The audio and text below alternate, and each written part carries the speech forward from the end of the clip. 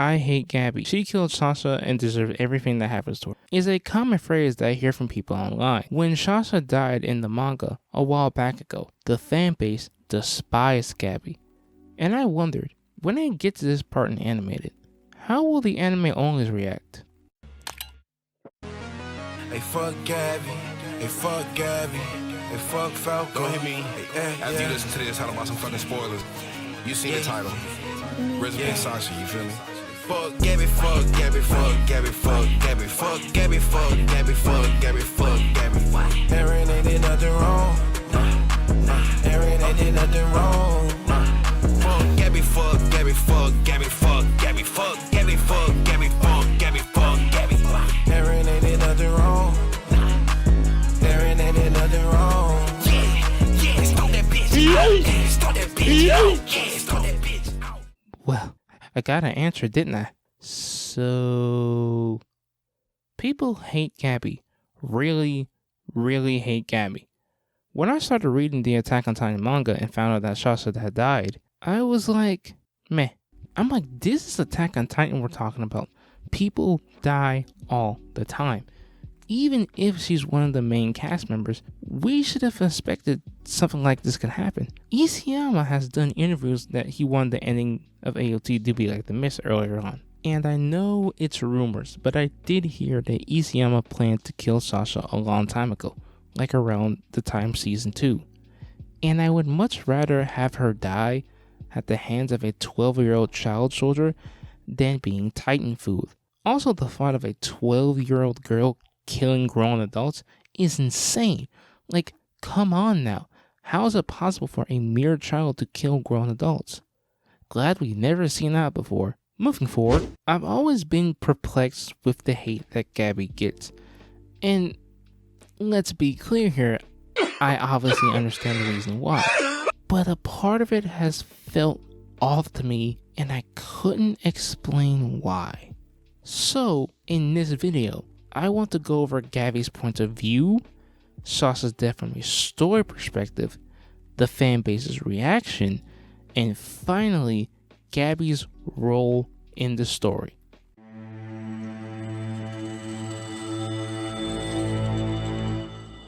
Gabi Braun is a 12-year-old alien girl who resides in the Liberio Internment Zone.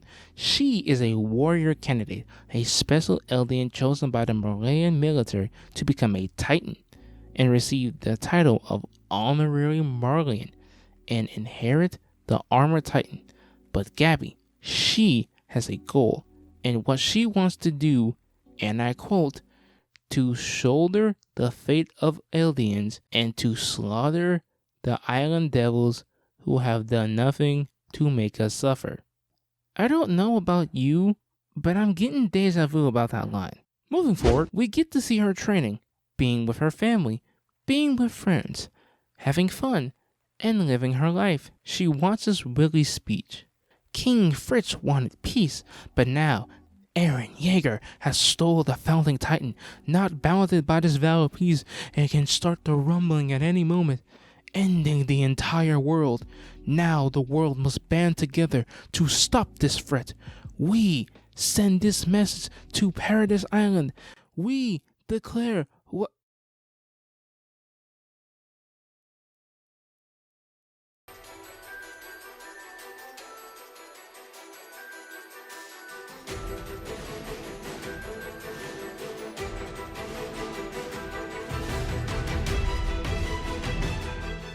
Her life was shattered. She watched her friends die, one crushed by a falling rock, the other killed by a stampede of people running away. The devils of Paradis have made her life hell once more. Filled with revenge and rage, she must do something. Eren Yeager, you did this. All this hard work trying to show that aliens are good people.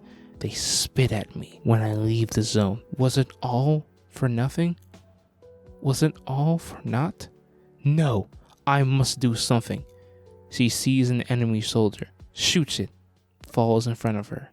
She sees a hook. She says goodbye, Falco. Then it happens. Sasha is dead. From a purely in-universe perspective, Sasha's death is a casualty of war. These things happen. I mean, not usually from 12-year-old child soldiers, but these things happen. When you go to war, there's a chance that you're going to die. That's just the cruel reality of it. Also, Gabi. F's in chat for Gabi. Now, there's talk amongst the community that Sasha's death is the death of the comic relief character. Sasha's death represents the last good or fun in Attack on Titan. And ever since the story has started, the goal of fighting for humanity just turning into a war drama. Sasha's character, to put it simply, was free. The reason why she joined the Servant Corps in the first place was not to kill Titans or to save humanity, it was her lifestyle. Sasha lived deep in the forest, and due to people coming over because their homes were destroyed by the Titan, hunting food is running low. The monarchy gave Sasha's family a choice to leave the forest or to stay and grow grain, and she despised the thought of that because they would lose themselves in who they are. So she could stay in the forest and stay a hunter, or go to the outside world and let her be changed by it. The choice she made was neither. She took the best of both worlds. Being alone but true to herself was not preferable, but letting herself be changed by the outside world was not neither. She forged a middle road to walk upon and made friends along the way who supported her. When Sasha steals meat when she's on top of the wall, she thinks about how much meat they'll be able to get once they retake the walls, always thinking and moving forward. But she did not let the cruel world change her, so she had to die. 2 more points before I forget and go to the new section. Having a Marleyan guard caring about an Eldian child is a thing of note to me, because we see how Eldians are mistreated in the Internment Zone, even though Gabi is a warrior candidate and is important to Marley's military. 2. When Sasha dies, John places the blame squarely on Eren for going to Marley without the Servant Corps' permission. And I'm just saying, it's kind of odd that Eren gets blamed and Gabi's the one that killed her because I'm just gonna put in it. I'm gonna put a pin in this for now.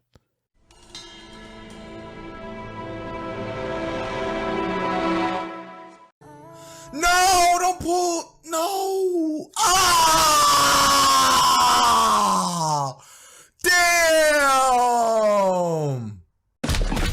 Fight back, nigga!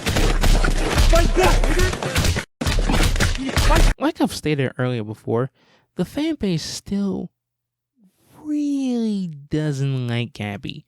Even with the manga ending within 1 month, the hate for her still feels like it's more than it should be. The hate for her comes down to 2 camps. 1, she killed Sasha, a fan favorite character. F's in chat.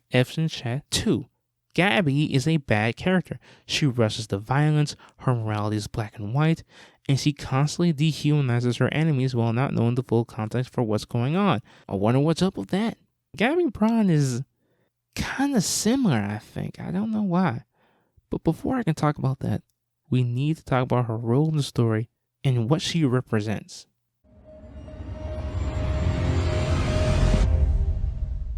Propaganda in modern time tends to have a negative connotation. It has a view as lying or distorting the truth. But the simple fact of the matter is that propaganda is neutral. It can be good or bad. Matter of fact, any type of communication that tries to persuade you is propaganda to some extent.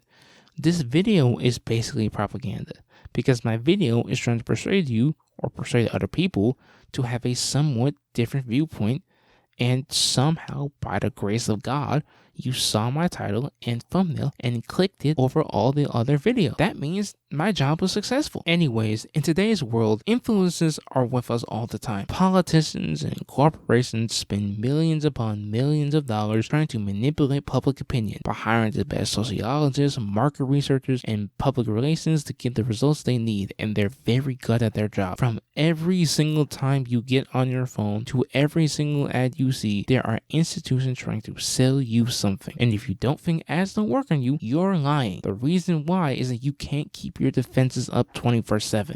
Now, why do I bring all this up? I bring this up because Gabi is a 12-year-old girl. If you spent most of your life being typecast as a devil, you're going to internalize it. And if you're taught from a young age to hate these devils, you're going to do that. It's just that simple. She knows her friends and families are not evil, so her driving motivation is to show the people of Marley she's just like them. Her armband signified her as an alien devil can be a symbol of pride. Now Gabi, being hopped up on Marleyan propaganda, wants to get rid of these island devils and prove that the aliens that are left are good aliens. She believes that if she or Marley gets rid of Paradise Island, there will be no reason to hate the good aliens left. But we learn from Udo that discrimination in Marley is nothing compared to other countries in the world. Zeke talks about how Marley has grown immensely by using the power of the Titans to silence opposition. Now with conventional weapons getting closer and closer to outperform Titans, aliens will lose their usefulness in combat. And around the world, the hate for aliens will grow to the point not seen since the Alien Empire. And calls will grow around the world for a, let's just say, get rid of them. In the most recent episode, Gabi and Falco go to the cellar and find Nickel and tell him that Marley is going to attack soon. He finds out that the warriors and asks, "Did you kill anyone?" And Gabi basically replies, "You're goddamn right, I killed those devils. Can't wait to get more. I should have dabbed in their corpses." A lot of the fan reactions to Gabi saying that was like, you killed somebody. But that is the corrosive effect of propaganda at play. To summarize her character, because I have no soul, she has the typical goal of エルディア人の運命を背負い、私たちを苦しめるあの島の悪魔どもを皆殺しにする覚悟だ。 and her morality is completely black and white, that every bad person will be stopped by the good guy. She's a hot-headed, edgy little shit and is motivated by hatred and drive and is completely idealistic. It's nothing special. It's one of the reasons why she's one of the most misunderstood and hated characters in the series. But the mere fact that we are introduced to her like this is genius, because the world of Attack on Titan is not a good versus evil story. The world is cruel and harsh and does not confirm through her characterization. Oh, thank you, Soul. One day, we all hope you return from your slumber and finally finish that Vinland Saga video. Man, I can't wait for that. Gabi, to me, is a supercharged Eren, and the hate for Gabi stems, obviously, from the death of Sasha, a character we spent a whole lot of time with, around 60 episodes and 100 manga chapters. But moreover, the hate for Gabi stems, for me at least, her simplicity. The thing is that we as fans know how the world works, and we as the fans have seen the enemy constantly change, expanded from titans to shifters to enemy nation to humanity itself. And seeing Gabi act the way she does, along with the death of a fan favorite character, made her ripe for hatred. She is a supercharged Eren. Or to put it a better way, Gabi is basically speedrunning Eren's journey.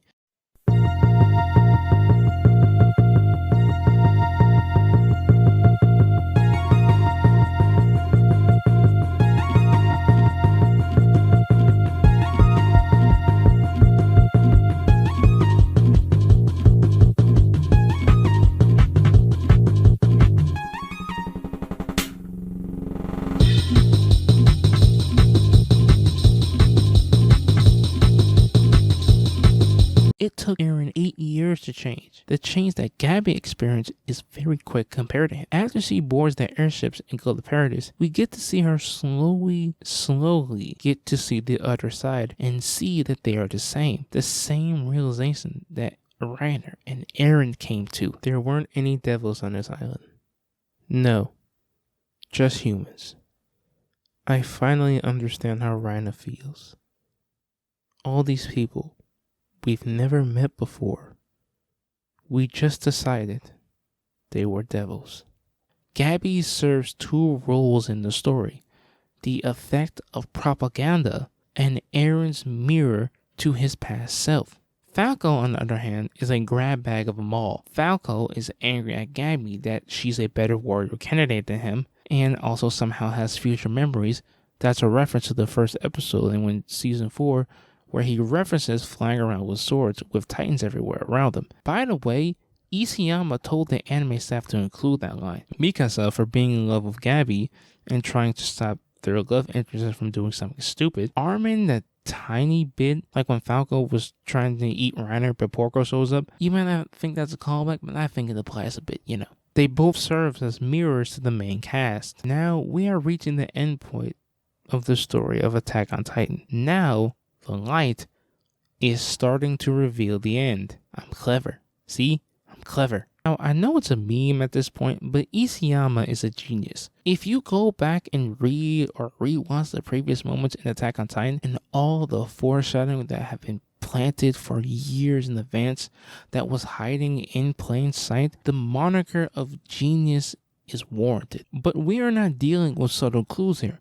We are dealing with the equivalent of a person screaming the answer right to us. The choice to include Falco and especially Gabi was a conscious decision by Isayama to show the virulent cycle of hatred and how we mirror each other. Gabi and Falco with the main cast, Eldia and Marley. We may have differences, but we have the same dreams, same desires. Even though I do have a lot of criticism for her character, we have to think about her state of mind. Just like Eren, her life was changed without any explanation, swore to get revenge against her enemies, and when Liberia was attacked, watched every single thing that she was fighting for be destroyed right in front of her eyes. The people she was fighting and going to war for were dying, being massacred right in front of her. The very reason why I made this video in the first place was not to defend her actions, but was that her actions didn't necessitate that type of a reaction. The thing she represents in the story is something I cannot hate. The self-hatred, the desire to show people that you're a good person, even though you did nothing wrong. I think that message is very important, and I'm glad that Isayama chose to include it in the final section of Attack on Titan. Gabi is not a devil. She is not a saint. She is just a little girl that was born in this cruel world. And I think her story and what she represents in the story is something we can all learn from. Since Attack on Titan is ending soon, hopefully Gabi will make it out unscathed. Hopefully, at least some of the main cast will make it out alive. Hopefully. Oh.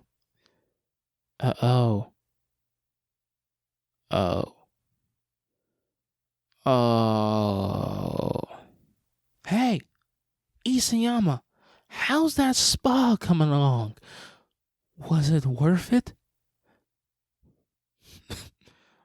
Was it worth it? Was it worth it?